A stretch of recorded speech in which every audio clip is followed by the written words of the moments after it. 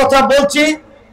আওয়ামী লীগের আমলে শেখ হাসিনা আমাদেরকে সিটের অফার দিয়েছিল, পয়সার অফার দিয়েছিল, ফেসিবাদের সাথে আপোষ করি নাই।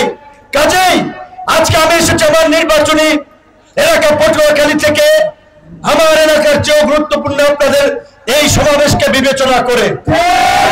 সুতরাং আমরা 2-4টা সিটের জন্য কারো সাথে জোট করব না, এটা পরিষ্কার করেছি। যদি দেশের প্রয়োজনে জোট করি তবে অবশ্যই আজকের এই পট পরিবর্তনে গণ অধিকার পরিষদের যে ভূমিকা, সেই যৌক্তিকতা এবং ন্যায্যতার বিচারে যদি কারো সাথে সম্মানজনক আসন সমঝোতার ভিত্তিতে জোট হয়, হবে, কিন্তু ওই 2-4টা আসনের জন্য গণ অধিকার পরিষদ জোট করবে না।